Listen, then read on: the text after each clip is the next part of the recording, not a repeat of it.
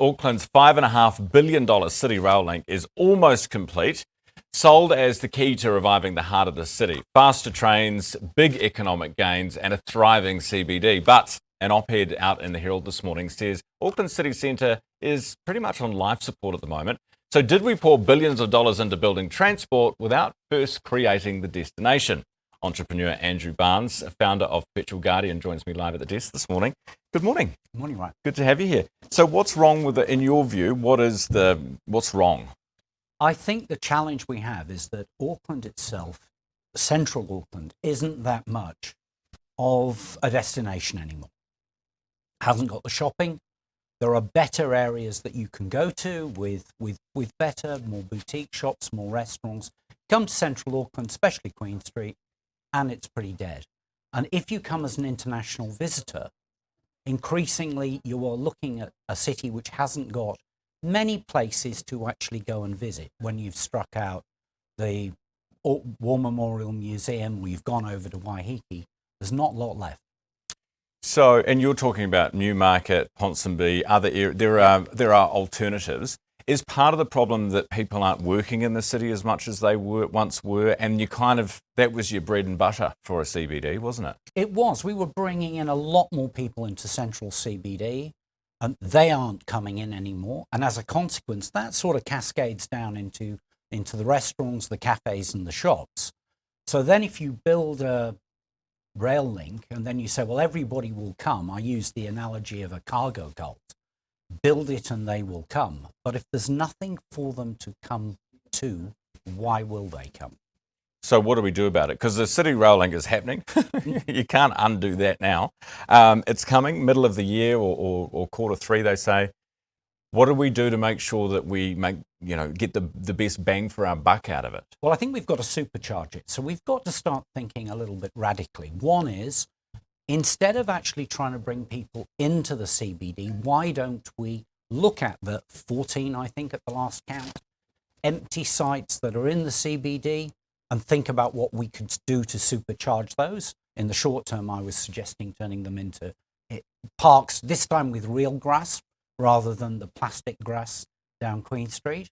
But also look at the office blocks that are under-occupied and start to deploy money to turn those into apartments where people can live downtown.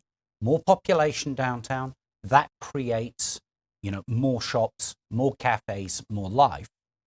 And then the second thing, and we looked at this some years ago, how do you create those attractions to bring people back in? We don't have a Maori Pacifica museum.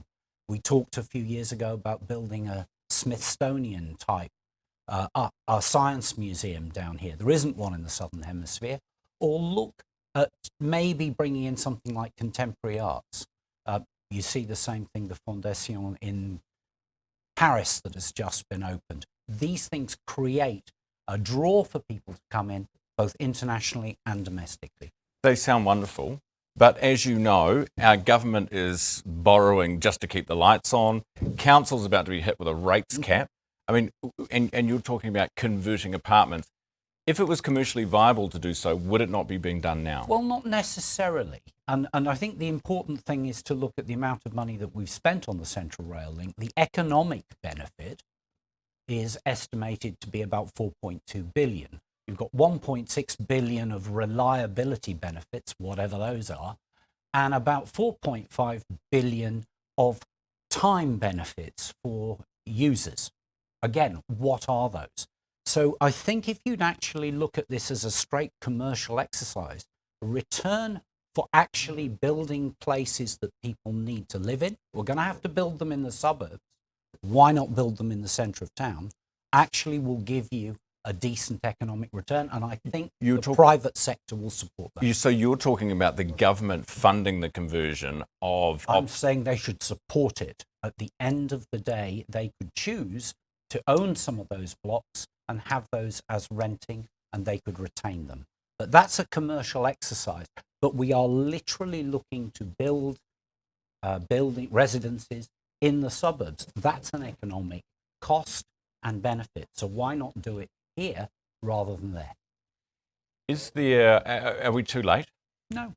Well, clearly not too late. I think one only has to go over to Sydney and look at what they have done in central Sydney to supercharge that city. You know, the difference between Auckland and Sydney, when I first went to Sydney, 25 years ago, you would recognize where Auckland is now. Go to Sydney now and have a look. They've supercharged the transport network, but they've actually built a lot of attractions. At the same time, they've built the houses for people to be in. And I think you probably saw, I think it was in the Herald at the weekend, around the new fish market that's now been opened. And the thousands of people who went down to that.